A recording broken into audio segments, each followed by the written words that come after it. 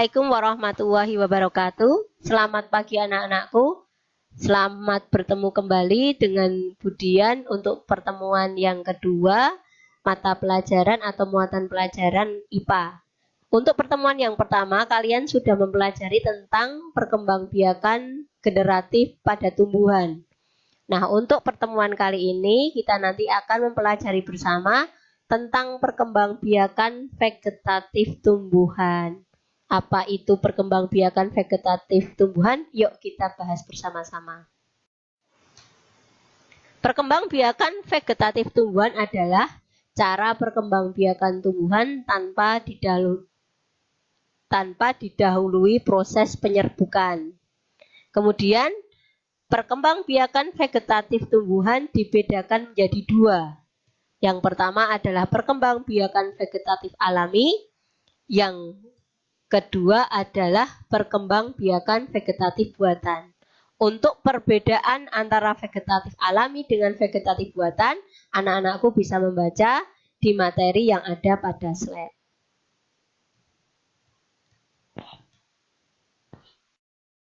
Kemudian akan kita bahas contoh-contoh vegetatif alami pada tumbuhan.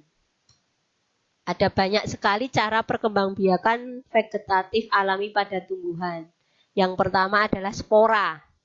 Contoh tumbuhannya bisa kamu saksikan di slide Budian. Di situ ada jamur, kemudian ada tumbuhan paku. Spora itu bagian yang berwarna hitam yang berada di bawah permukaan daun. Di gambar bisa kamu saksikan. Kemudian yang kedua adalah akar tinggal. Nah, tumbuhan apa yang berkembang biak dengan akar tinggal?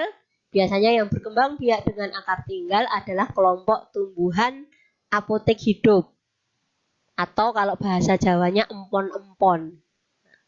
Kemudian yang ketiga ada umbi lapis. Tumbuhannya bisa kamu saksikan. Contoh yang berkembang biak dengan umbi lapis. Berikutnya adalah dengan cara stolon. Stolon itu memiliki nama lain geragih. Contoh tumbuhan yang berkembang biak dengan stolon atau geragih itu adalah tumbuhan stroberi. Masih ada lagi anak-anak perkembangbiakan berikutnya yaitu umbi akar. Contoh tumbuhannya tentu kamu sudah tidak asing lagi. Bisa kamu saksikan di slide Budian. Itu namanya apa? Bisa kamu kenali karena itu sering sekali kita jumpai di kehidupan sehari-hari, terutama yang sering membantu ibu di dapur atau belanja di pasar. Kemudian ada tunas. Tumbuhan yang berkembang biak dengan tunas, contohnya adalah pisang. Kemudian ada yang berkembang biak dengan tunas adventif. Contoh tumbuhannya siapa tahu? Nah, betul, itu adalah tumbuhan cocor bebek. Kemudian yang berikutnya adalah umbi batang. Tumbuhan apa yang berkembang biak secara vegetatif alami dengan umbi batang? Nah, ini ada kentang, kemudian ada umbi jalar.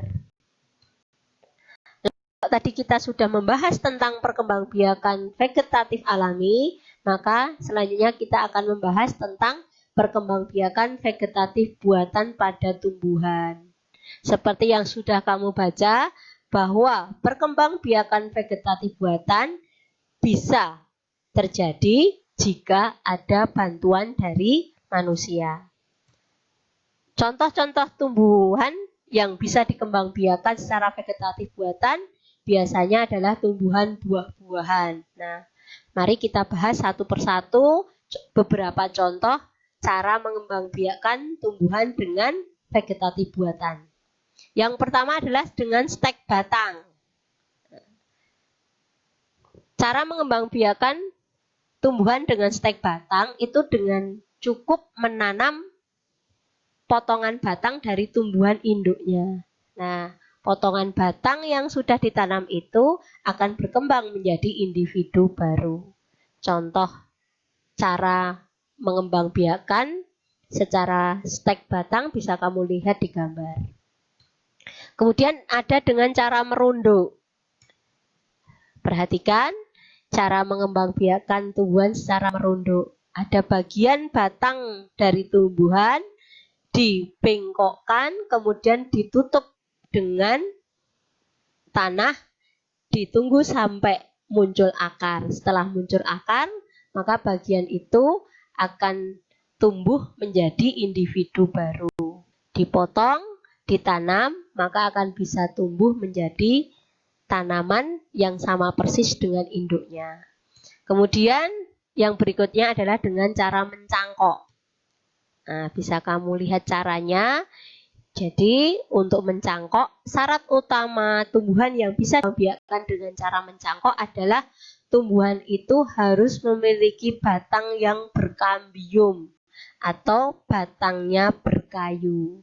Biasanya tumbuhan yang dikembangbiakkan dengan cara mencangkok adalah tumbuhan-tumbuhan yang memiliki akar tunggang.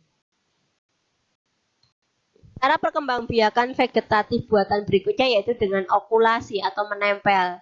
Cara mengembangbiakan dengan okulasi adalah dengan menempelkan mata tunas dari batang tumbuhan lain ke batang tumbuhan satunya lagi yang sejenis.